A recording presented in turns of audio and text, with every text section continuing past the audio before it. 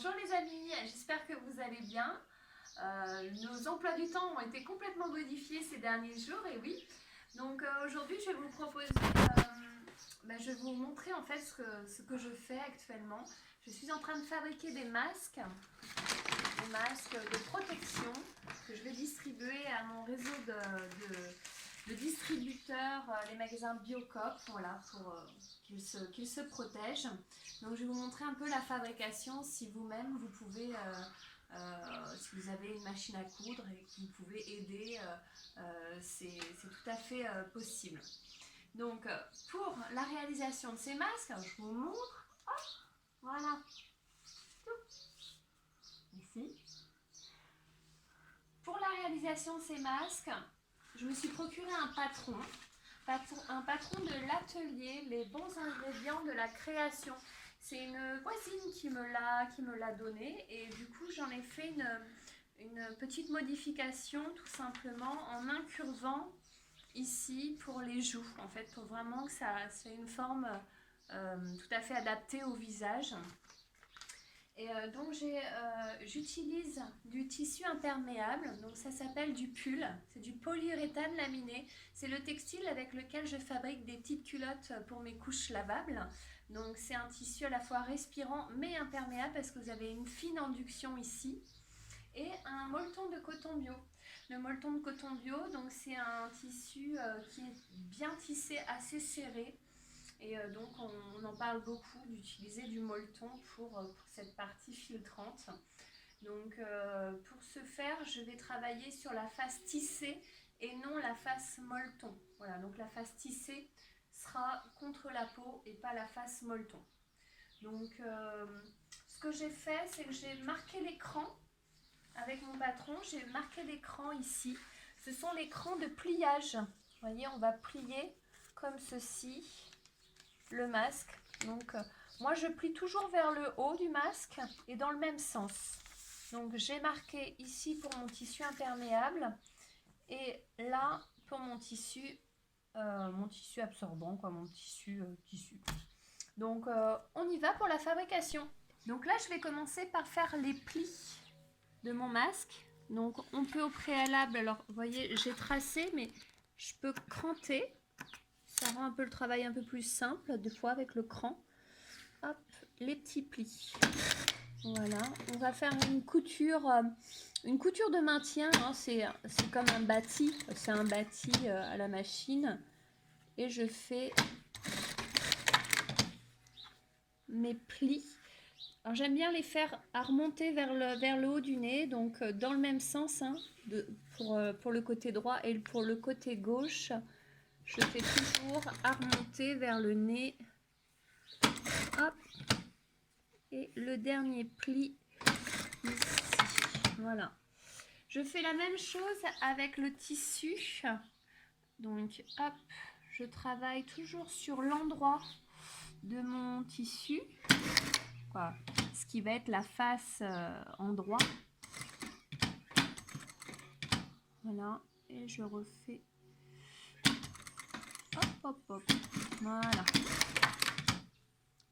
Pareil, donc tissu, petit pli à remonter, pareil que à côté.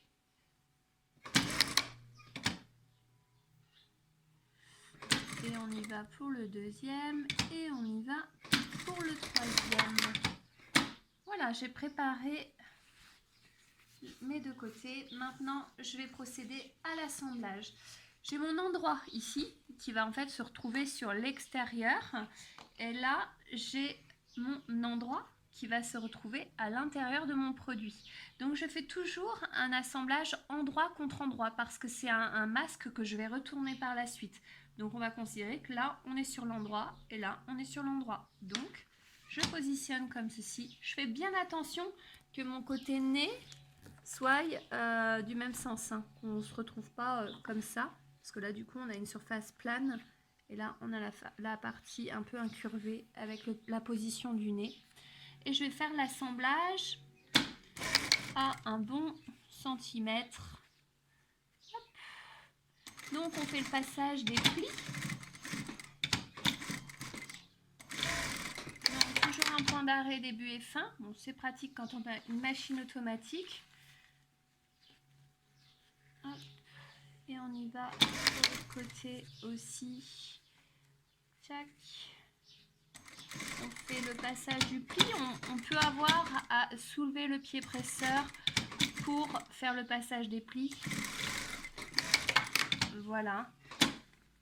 Maintenant, je vais faire la partie incurvée, la partie du haut du masque. Donc, on va suivre la courbe. On est à peu près à 1 cm de valeur de couture. Voilà. Et là, on est sur le bas du masque. On fait la même chose, sauf qu'on n'oublie pas de faire un trou. Donc, hop, je m'arrête, je fais un trou. Et voilà. Donc, je dégarnis mes angles, mes coins.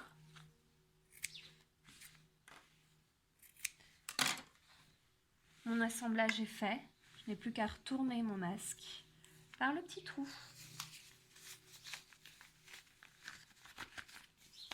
Je peux m'aider de la pointe d'un ciseau pour vraiment dégager les angles. Alors faites attention de ne pas vous retrouver au travers du tissu.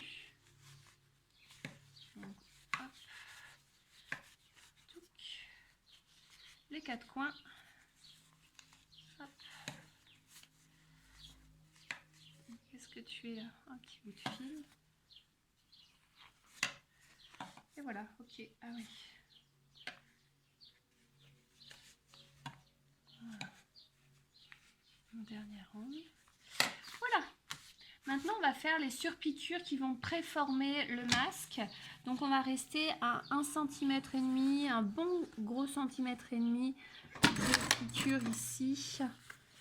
Hop, on va faire en sorte que nos plis soient le plus plat possible. Dessus-dessous. Bon, je fais confiance pour que la couture se mette bien. Ici. Pareil de l'autre côté, hein, donc on va faire les deux côtés, droit et gauche du masque, avec 1,5 cm de valeur de couture.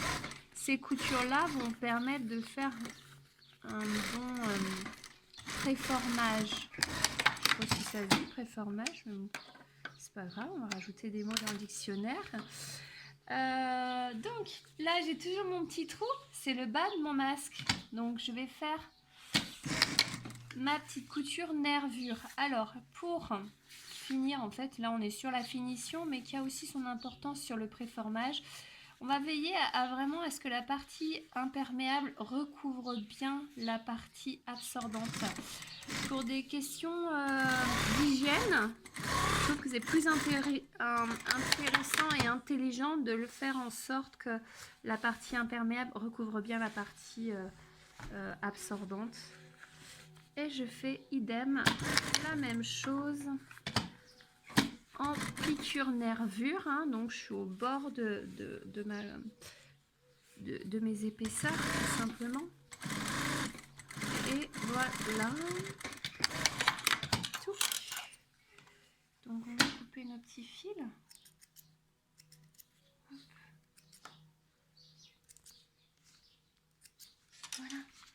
Vous voyez, mon masque il est préformé, il est presque prêt. J'ai plus qu'à installer les lastins. Alors les lastins, ce sont les élastiques qui vont nous permettre de les fixer derrière les oreilles. Donc je vais prendre mon lastin. Un lastin, c'est ça, ça s'appelle aussi des laminettes. C'est ces grands élastiques hyper robustes qu'on retrouve souvent quand on achète des vêtements. On a ce genre de choses. Donc c'est des élastiques qui sont vraiment très costauds. Ils sont un petit peu déformables, donc ça peut être intéressant si vraiment le masque est trop serré, on peut venir le déformer un petit peu. Donc là, comme j'ai une grosse production à faire, eh bien je ne vais pas m'embarrasser sur des finitions très poussées. Je vais tout simplement plaquer pour avoir une réalisation la plus rapide possible. Donc là, on est sur un point d'arrêt, début et fin. Et là, on part en diagonale. Le fait de partir en diagonale, c'est qu'on a une meilleure résistance dans l'élasticité. On a moins le risque que l'élastique ne s'arrache. Donc voilà, et Donc j'ai oublié de dire, l'élastique fait 20 cm. Il fait 20 cm et puis j'ai fait une petite coche, vous voyez, à peu près à 2 cm, 1 cm et demi, 2 cm pour me donner une petite marge pour le plaquage.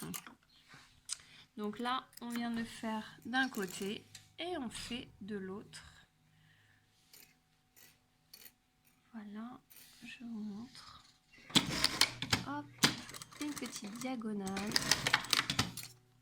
Donc ça, c'est des techniques que j'ai que j'ai appris quand je faisais la fabrication de protection outdoor pour les bateaux.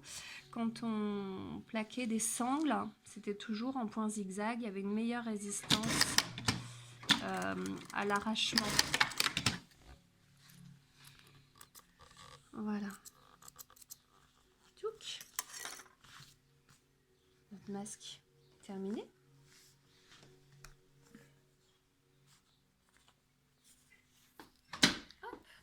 Amis couturières, maintenant, si vous avez le matériel, du tissu à la fois absorbant et imperméable, eh bien, je vous invite à reproduire l'exercice et d'en distribuer le plus possible à ceux qui en ont le plus besoin, qui sont les plus exposés. Voilà, je vous ai tout dit. En tout cas, j'espère que ma vidéo vous aura plu. Surtout, prenez soin de vous et restez chez vous. Bye!